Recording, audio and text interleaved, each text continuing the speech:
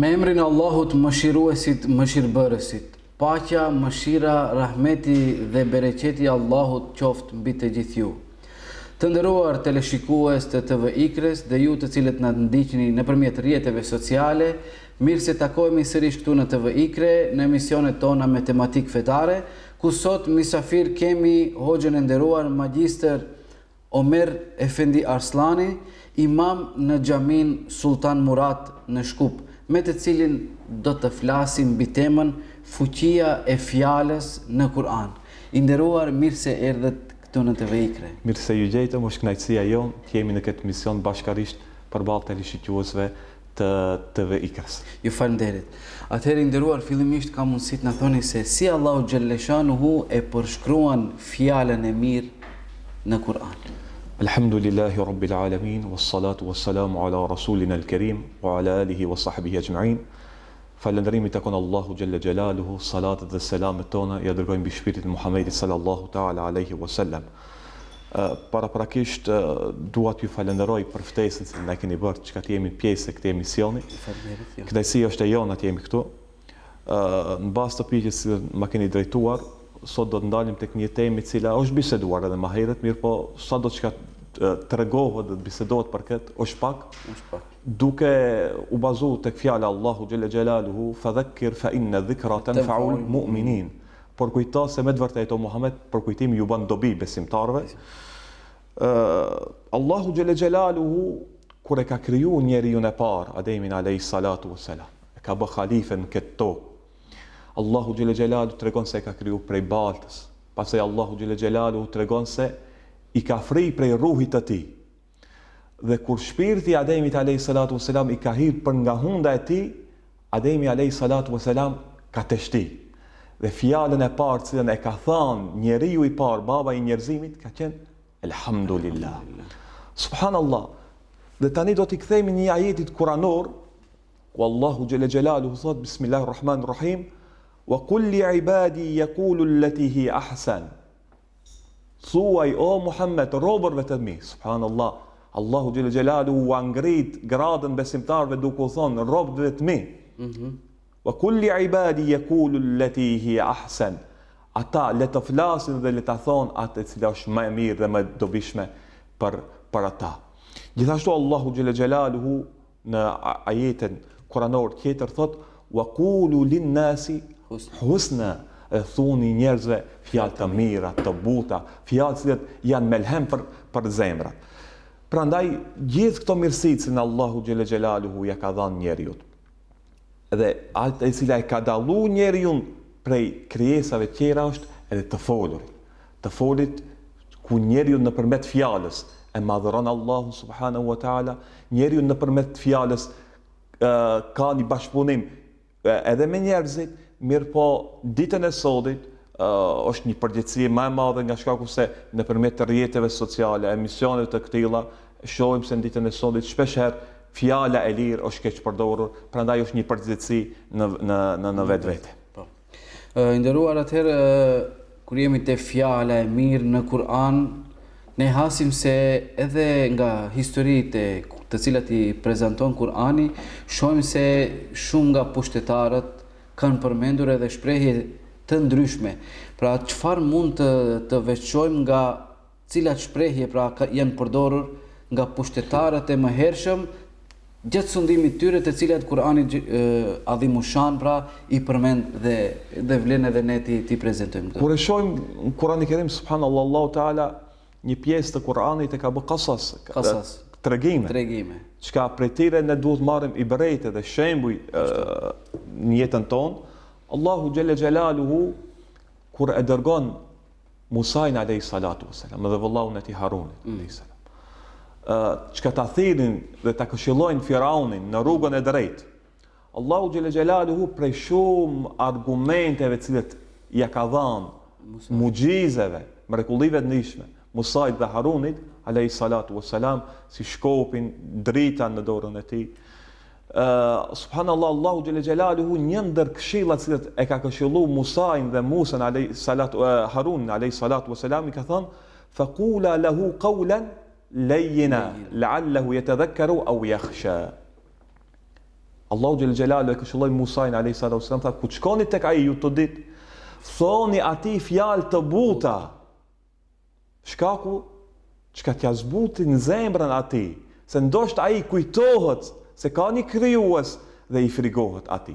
Mirë po, kur e shohëm përfundimin e Firaunit dhe fjalët e tij të fundit, në Islam i nderuam i dim se çështjet e besimit dhe imanit ndahen në tre kategori.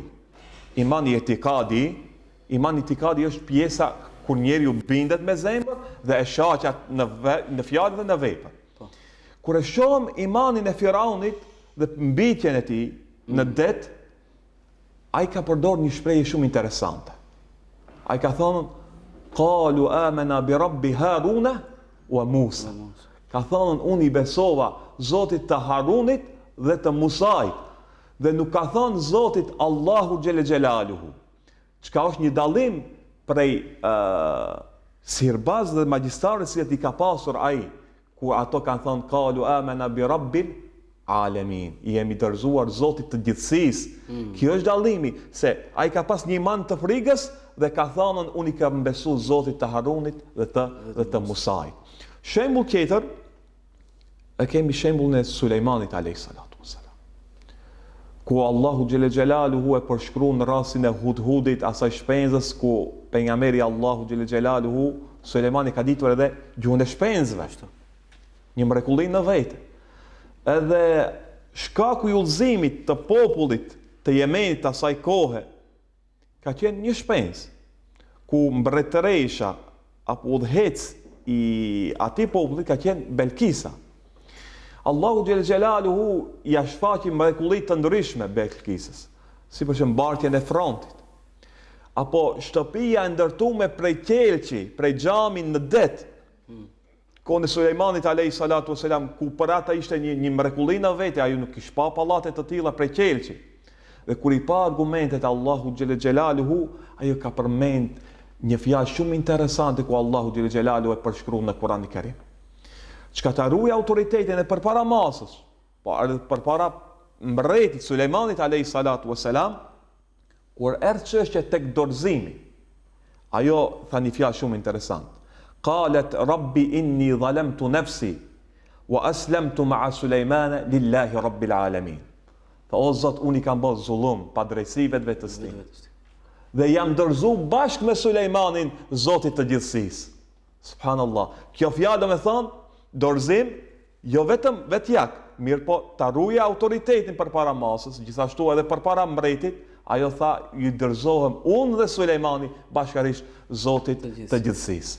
Këto janë disa nga shembujt që Allahu Gjelle Gjelaluhu neve na i tregon në Kur'anin e Kerim. Faleminderit i nderuar për këtë përshkrim të bukur. Atëherë ka mundësi të na flisni pak për rëndësinë e të folurit të vërtetës dhe mirësitë e saj.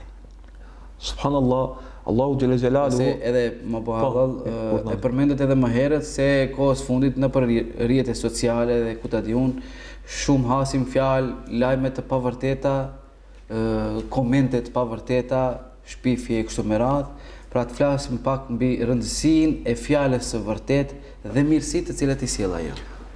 Sot me të vërtetë është një sfidë në vetë, sidomos rrjetet sociale kanë bërë të vetën ku secili ka mundësi të shprehet në mënyrë të lirë. E me një vend ku liria nuk ka kufi, ajo është anarki.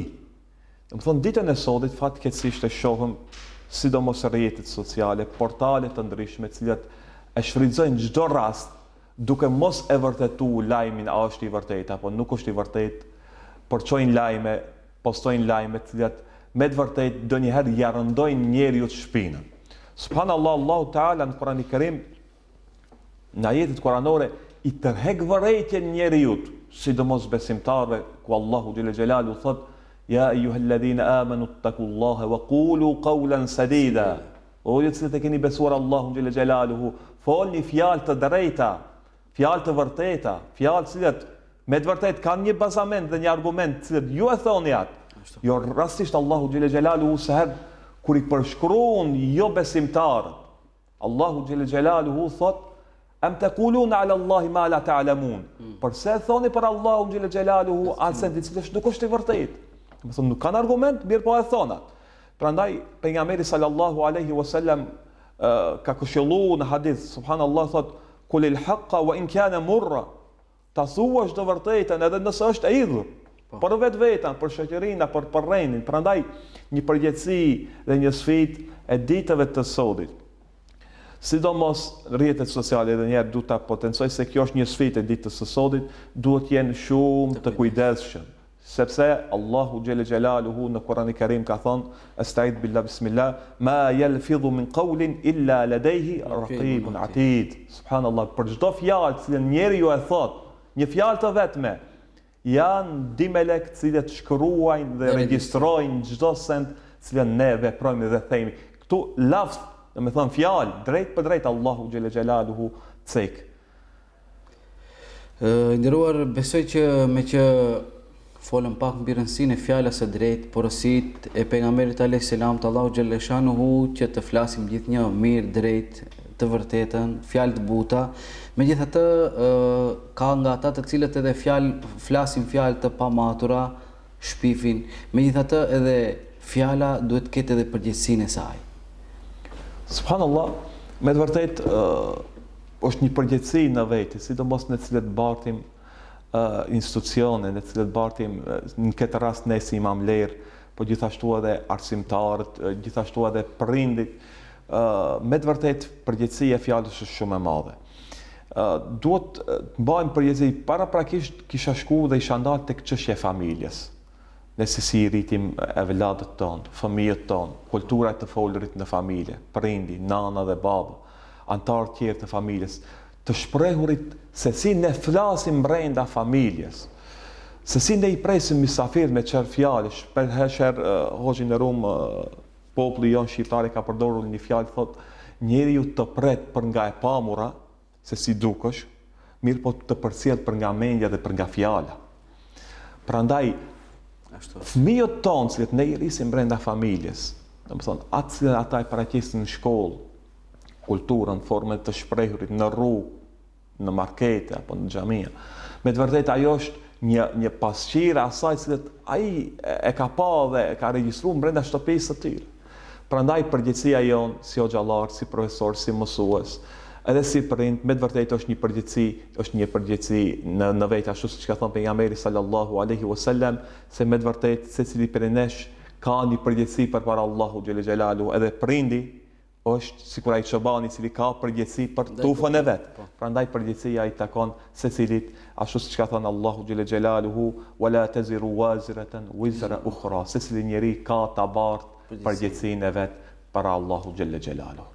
Këtu ndoshta I nderuar vlen edhe të përmendim edhe fjalën e Aliut radiallahu anhu, I cili thotë derisa njeriu nuk ka folur, ai është zotriu I fjalës së tij, por në moment që fjala del nga goja e tij, ai bëhet rob I përgjegjësisë asaj të cilën e ka thënë.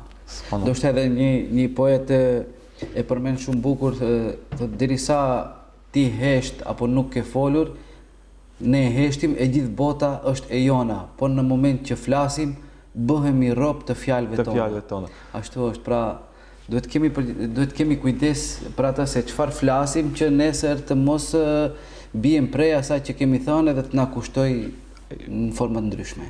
Duke disa kemi kohë dëshiroj edhe këtë ta ceki.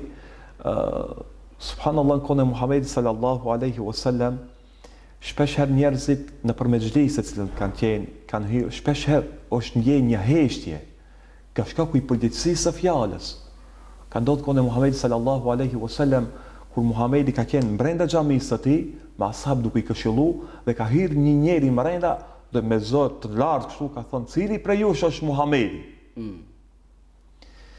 Dhe në atë moment I zbritin fjalët e Allahu xhelle xhelaluhu, shpallja wahi Muhamedi sallallahu alaihi wasallam. Ya ayyuhalladhina amanu la tarfa'u aswatakum fawqa sawti an-nabi. O ju që keni besuar Allahu xhelle xhelaluhu, mos e ngritni zërin tuaj karshi zërit Muhamedi sallallahu alaihi wasallam. Kjo, do të thonë Muhamedi sallallahu alaihi wasallam në mënyrë fizike nuk është mesin ton. Mirë po fjalët e tij, këshilla e tij është hala e gjallë mesin ton.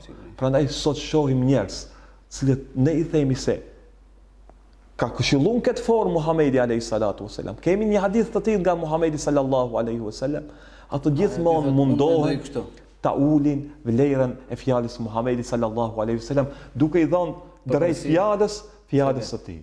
A në këtë rast bijnë kundërshtim me fjalët e Allahut xhelle xhelaluhu. Bile edhe një nga porositë e pejgamberit alayhis salam është edhe ku thotë men kana yu'minu billahi falyakul khairan aw liyasmut. Kush beson Zotin dhe ditën e gjykimit, ose le të flet fjalë të mira ose le të hesht. Derisa nuk kemi diçka të themi më të mirë se heshtja, atëherë më mirë. Heshtja është më e mirë, po. Po, sigurisht. Nderuar, me që jemi në fund të këtij emisioni, do kishim dashur shkurtimisht një mesazh për ata të cilët na ndjekin. Për gjithë ata të cilët na ndjekin, drejt për drejt prej këtij emision TV Ikrës, u kisha këshilluar prakisht këshilloj vetveten dhe gjithë ata të cilët na ndëgjojnë, të jemi shumë të kujdesshëm çka flasim, ku e flasim, edhe si e flasim. Të jemi të kujdesshëm se si përdorim rrjetet sociale, çfarë postojmë dhe ta dimë se një ditë do të dalim përpara Allahu xhelle xhelaluhu, edhe për një fjalë të vetme do të kemi përgjegjësi. Prandaj të jemi të kujdesshëm dhe ta folim vetëm se atë e cila është e hajër për ne dhe për shoqërinë tonë. Nderuar, unë ju falenderoj që ishit pjesë e këtij emisioni. Lutim Allahun xhelle xhelaluhu t'ju jep shëndet, sukses, jetë të gjatë dhe gjithë të mirat. Faleminderit, kënaqësia ka qenë edhe jone. Shpresojmë t'ju kemi edhe herë tjera këtu në me gjithë qejf do të jemi këtu në shërbim të popullit dhe fesë islam. Ju falenderit, Zoti ju nderoft. Atëherë, të nderuar shikues, ne jemi në fund të këtij emisioni. Ju falenderojmë për vëmendjen. Lutim Allahun xhelle xhelaluhu për mirësi, begati. Shpresojmë që të kaloni momente të mira. Jemi në kohën kur të gjithë familjarët tanë nga diaspora kthehen në vendlindje. Shpresojmë që të shijoni momentet e veçanta me familjarët e juaj, dhash Zoti që gjithnjë të kemi mirësi, begati. Takohemi sërish në emisionin tjetër të radhës. Deri atëherë, Esselamu alaikum wa rahmetullahi wa barakatuh.